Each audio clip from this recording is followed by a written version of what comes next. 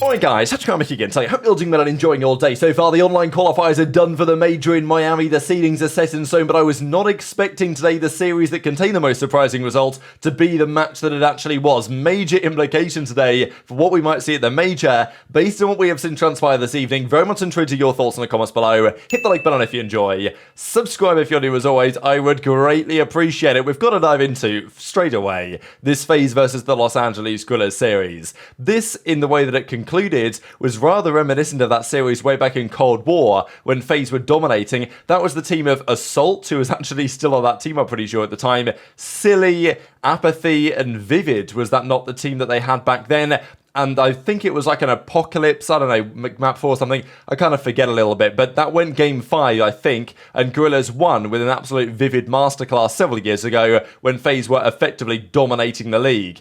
We see a pretty similar circumstance here today. The craziest thing about this was that there were several records here that FaZe were on the verge of actually breaking. FaZe had won their previous 12 maps in a row. All they needed to do was go up 2-0 on the Guerrillas. And the Guerrillas were the worst team in the world. Not in the world, you know what I mean, but in the league, coming into this series on paper. They've been losing to everybody lately. They even lost to Surge, which really ain't great. And we know there's a bit of inconsistency inherent with Guerrillas, but I think there was no doubt in most people's mind that they were either the worst or one of the very worst teams in the league. They hadn't won a series this stage. They were 0-6. Their map count was atrocious. And FaZe had done very well over the previous weeks. They've been slamming lots of good teams. Obviously, the Toronto series comes to mind. They'd won 12 maps in a row. The record all-time in the CDL was 13. They were on the verge of breaking. I think that might be their own record, to be fair, from Cold War.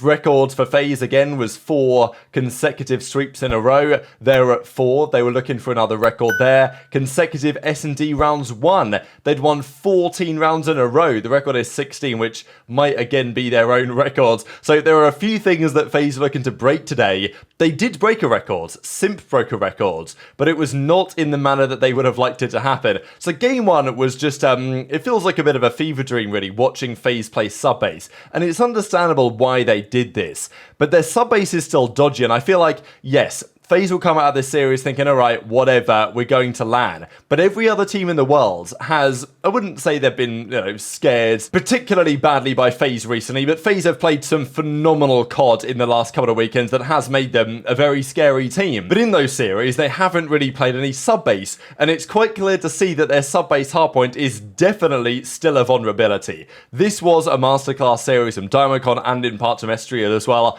Some of the numbers here, like the post-game scoreboard is ridiculous. We'll discuss it in a second. But FaZe have lost sub-base hardpoint to basically everyone they've played it on. And despite looking incredibly good as a team over the last couple of weekends, they've lost sub-base hardpoint again, pretty emphatically so, to be honest, to the Los Angeles Guerrillas. So that will give every other team in the league massive confidence that they can do the same, or at least make FaZe vulnerable come to the major. They'll probably just go back to auto-vetoing it, and I doubt that they'll play it. I'm sure they wanted some reps on it, but it means that other teams can say, okay, well, FaZe are going to probably for sure veto subbase against us, therefore we can exploit the vetoes in other ways. And also, their high-rise search and destroy. This is a good map for the Guerrillas, but it was also a good map for FaZe. You know, they've beaten some good teams on this map. They beat OpTic on this map, I'm pretty sure, not that long ago.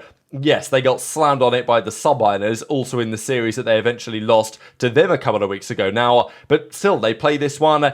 Every round really was going away from FaZe. The Los Angeles Guerrillas played well here in the search and destroy. They take the high rise, and it's not so much about the high rise. I think it's more so about the invasion that we'll get to here in a few minutes' time. So remarkable scenes as the boys are the green room here, obviously with Ali as well. 24 minutes in, and it was a 2-0 up series for Guerrillas. But I feel like everybody knew at this point it weren't ending there. Like, there's just no way that FaZe are letting them get 3-0'd in this circumstance. It felt like the reverse sweep was always going to happen. But after game 2, I was like, all right, well, there's no way that FaZe lose high-rise control. They're almost certainly going to win the game 4. So it just comes down to what happens game 5. But as Nameless says here, if FaZe lose this series, can you in good conscience have them as a contender at Major 2? I still think you can. But this definitely throws a big spanner in the works, especially with what happened at the end of the day. FaZe looked pretty indomitable over the last couple of weekends, and here they are, getting beaten by the Los Angeles Gorillas. It is a remarkable timeline. I also will say that this control, this is like FaZe's bread and butter, I think. And Gorillas are terrible at this, to be honest. Simp had 38 kills, by the way. But this was a map of control that went 3-2 in the end to FaZe. I feel like the FaZe of a couple of weeks ago would have absolutely closed out some of their chances here on offense. Like, they had a couple of decent round chances to win an offense. They just didn't convert it. And they were always going to win the round 5 anyway, just because of Gorillas can't get out of their spawn on offense. And they're not a good team, right? Nobody's denying it. Assault might be the world's worst high-rise control player as well. Like, he's had some stinkers. I think he had a 9 in 31 or something like that, didn't he? Already this season. I think it was on that map mode combination. And he basically did it again in this one. Then they win the invasion. That really came as no surprise. But then it was like, okay, game 5. Will FaZe carry their momentum over the line, or is something else going to happen? FaZe went up 2-0 in this map 5, and I thought, all right, it's dusted. Gorillas have, they've lost all the ice and everything. But this is a 1v2 that you cannot afford to lose. Simp and Cellium in a 1v2. Diamond Kong gets one. Down to 50 HP, by the way. I know that he tagged up Cellium here, and Cellium was kind of hiding. Then Cellium was even weaker. Diamond Kong goes for the chow, gets the kill, gets the defuse with, I think he got it with about a second on the clock left. So crazy clutch, and a massively important one as well. Like, the fact that FaZe let that slip through their fingers. Diamond Kong goes on a spree, gets a cruise missile. All of a sudden, he's on like an 8 spree. And Ali said before the series, when she picked FaZe to win, that she'd dye her hair purple if Gorillas won this one. And, well, she was certainly praying for something here on the couch. And this is how it goes. I will say as well, I don't know what this trend is lately with the players doing these whole sarcastic post-game tweets. I'm not, concerned about this at all. I'm very happy that this continues to be the case. I'm not complaining. But we've seen Scrappy do this and others do this. They lose, and then they say, oh yeah, we lost. Those guys are really great, by the way. There is a general feeling that, the frustrations with online COD and all this. But as aBeZy says, GG's to Gorillas, lost 2-3. Guys are gross. So clearly he thinks they're pretty trash. But I'm not going to lie, aBeZy might want to focus on actually catching a timing first before trash talking effectively the enemies on Twitter, because this guy couldn't find a timing to save his life that series. So many circumstances that went against him. A few moments. I mean, Estriel is an interesting player to watch as well. He throws away his life sometimes. aBeZy was definitely doing the same. And Simp, by the way, broke the record in this series for the most kills in the series. I think MettalZ previously had it at 104. Simp broke it with 107. He had 7 in the final map, but they went on to lose it anyway. So this is pretty insane, to be honest. Like, Gorillas were 99% underdogs in this series, I'm pretty sure. And we got the 1% where they actually went on to win it. aBeZy had a 0.8, Simp had a 1.23, was so much damage. Like, he had a real MVP performance today, but it didn't matter because they got 6-3 in both search and destroys. And like, FaZe can say what they want about, well, it was sub-base and we're trying map pool, but they were on the verge today of taking some big records. And they come into this series and they get waxed in both searches by the Gorillas. It really is crazy stuff. And if any team is playing FaZe, I'm pretty sure it's going to be Thieves playing FaZe first round. You're going to think, well, damn, all we've got to do is win a respawn, and these guys are vulnerable right now in search and destroy. Assault, by the way, had a 0.65. Like, if they'd have lost this series, I still think Assault's got to go. I've said it for some time, but I mean, blimey. And Diamond Con, who was basically the MVP for the way that he closed out the series, he had a 0.9 as well. So it was Estriel and Fame that really showed up. I think Estriel had 100 kills. Yeah, he did. The first time I'm pretty sure this season we've seen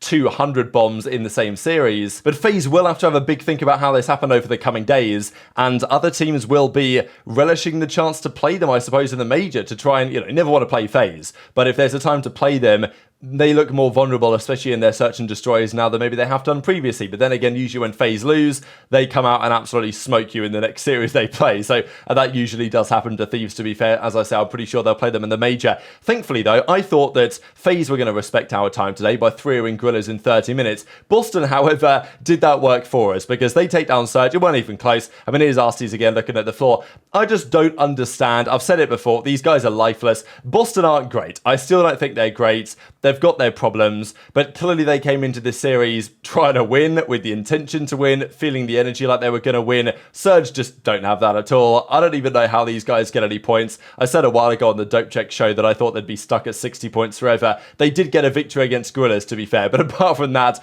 they're stuck at 70, right? And I don't think that's going to change anytime soon. Snoopy with a nice 1 versus 2. Just no vibes on Surge, right? It's just so painful to watch these guys. They get smoked in the search and destroy. They get smoked on the invasion control. It was a quick 3-0 for Boston, and that's GG. As Asim says, playing on a Salt Lake server from Boston should be illegal, as he reckons. Pretty interesting stuff, actually. All good, though. 0 ping next week. Can't wait to be back on the stage. So, of course, yeah, Asim with Ramadan as well at the moment, so always a difficult time physically, I imagine, for those guys. Massively commendable. I always think they're able to play as well as they do during this period, and sometimes it turns out to be a buff. You know, you get that whole, like, Hunter's fasting thing where, you know, you're absolutely coming for blood. With this victory, by the way, that, of course, confirmed Boston into the winners bracket, and then also confirmed the Carolina Royal Ravens, who absolutely did not deserve winners brackets, but they start and losers. Now, you might argue it doesn't really matter, because lots of these teams going into winners are probably going to be in losers round 1 anyway, so maybe it's not the biggest deal, just because they're going to lose to the best teams, which maybe is how it's going to go. But at least Boston showed some signs of life in this series.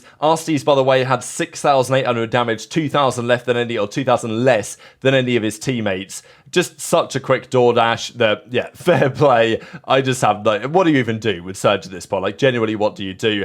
The faith must be fully gone. Rambo is clearly not working miracles, but he's got to pull something out his arse, because right now this ain't working. But to close out the qualifiers in absolutely epic fashion here, the Subliners versus OpTic Texas. This is one that we were all looking forward to, and I was really hoping that it would go down to Game 5 as I expected to. I looked at the series and I thought, this is definitely on the cards. Both teams 6-0, both teams trying to lock up the number 1 seed at 7-0 going to the major. Man, this major feels so wide open right now within those top 4 teams. Anything can happen. No one seems to really have dominance over anybody else right now. Lots of the recent series we have seen have been Game 5s between OpTic, Subliners, FaZe, of course, as well, when they played New York a couple of weeks ago, and then Toronto. I mean, they've got to be scary. They were the Major 1 champions. New York Subliners, though, again, kind of squared up here with OpTic.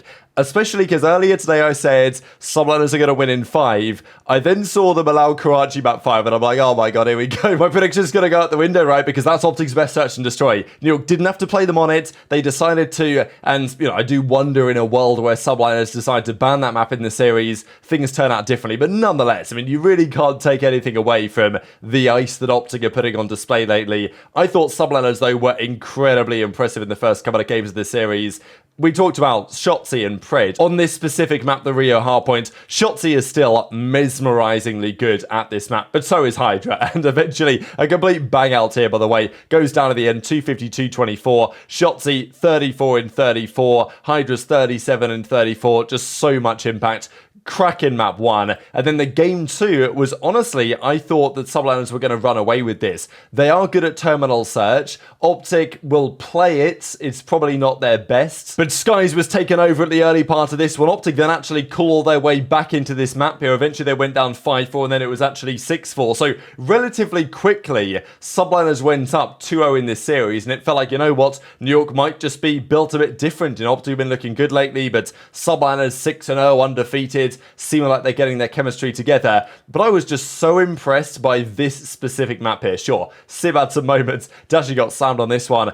But OpTic are so good at this Karachi control map. The way that they won this final round, I just thought was so impressive. They were down in lives, and it's rounds like this when you win them against a real top team that just give you so much energy, because if you can win a round like this against Subliners, you can win this round against absolutely anybody. They were down a few lives, and then very quickly they got 4 dead, got into B, closed out the round. Just super impressive. To 3-0 the Subliners on this map is no easy feat. I mean, even this skill here from Kenny, they get in the point, they get the closers. Shotzzy's making plays like this, we can see in a second. Here he goes out the window, gets one, the second is done, gets the second as well. Shotzzy is, I think, the best player in the game at the moment. Like, the KD might not tell you that, but I swear, the impact that Shotzzy has as a multiplier of his KD is probably the highest of any player in the league, and his KD is very good. The plays that Shotzzy makes are unbelievable. Nobody else can do what Shotzzy does, and right now he's playing at absolute peak performance, and the impact is just immeasurable, I think. And we see that in this control, and we certainly see when we get to the search and destroy. And this rang many, well, I had a bit of deja vu here, right? Because we saw earlier this stage, OpTic made a comeback against the Minnesota Rocker. They went down 2-0. They brought it back to win in 5. Guess what maps they played game 3? It was a Karachi search and destroy. Guess what map they played game 4? It was a sub-base hardpoint, right? And we saw a similar trend, I thought, when, here we go, OpTic are playing a sub-base hardpoint. Again, Subliners had a good start. but it was Shotzzy who effectively won them this game. There was one rotation, there was probably 3 or 4 occasions when Shotzzy made just a great flank, they didn't pick him up. I don't know how he finds the gaps that he finds. Nobody seems capable of doing it like Shotzzy does. He finds a gap, he gets a kill, they get the perfect setup, and then OpTic build out a big lead, which eventually they closed out. Pred as well had a tough start to the series, had a really solid end to the series, as we'll see in a second, and Subliners brought their way back into this game a little bit, but OpTic just had too much, had a critical P1 hold here, and in the end it wasn't enough for the Subliners, so it goes game 5, and this is really what I was hoping for, right? Results out of the window, right? It's like, okay, whatever, the game 5 round 11 goes one way or the other, it's not a major. What I was just hoping for was a very competitive series, because if Subliners had closed out a 3-0, it would have felt like maybe OpTic don't quite have the levels they need against the real top teams, and maybe Subliners actually could be a really scary force that it's going to be very hard to stop. But seeing what happened to FaZe today, seeing that Toronto are vulnerable, both of those teams, Toronto and FaZe, both it seems in their search and destroy, there are questions. Subliners are really good at search still, but OpTic, on their best map, do still have something in hand. As I say, I feel like if Subliners had played a different map game 5, it might have been a different story, but in game 5, Subliners were undefeated this season. OpTic were 4-2. They love their game 5s as well so far this year, generally, apart from, of course, the game 5 they lost to New York right at the start of the season on that terminal search and destroy. Today, however, they got revenge. OpTic went up early, then Subliners brought it back, a big 2v4 as well. There was a few moments that certainly OpTic will feel like they could have done differently here, but they brought it back in this game. Shotzzy was making some, I don't understand how he got away with some of these flanks. This 2-piece especially, he comes up the ladder on Drazah, gets one, flies out the window, sees Kismet, takes him down, gets the third as well. Eventually it goes to a round 11, but in the round 11 it's a 2v2, and Dashy just makes a phenomenal read here that he knows the guys are flanking above him, hits the flank, gets the 2-piece, and that's job done. OpTic 6-5, they lock up the #1 seed. And as I say, it's less to me about the seeding here and less about the way everything is played out. It's more about just the storylines this creates for the major. Those two teams going back and forth like this, game 5, round 11. Great storylines already there. Pred versus Sib as former teammates, but also I thought really just Shotzzy versus HyDra to see who is the best SMG in the game. And maybe HyDra isn't even in that conversation with some of the FaZe and Toronto guys, but man, Shotzzy is just so impressive. And look at these numbers. Everyone negative on OpTic. This is what Kenny was talking about a couple of weeks ago when he said that in their practice, OpTic are winning games comfortably, but they're not necessarily outslaying. That is indicative of a team playing a very high level of Call of Duty. So just a banger series, not even too much more to analyze here other than just very impressive on both sides. But another reverse sweep delivered here by OpTic this stage. So much to discuss tomorrow as well going forwards. Very much enjoyed your thoughts in the comments below. Hit the like button if you enjoyed, subscribe if you're new, take care of yourselves, and I'll see you next time.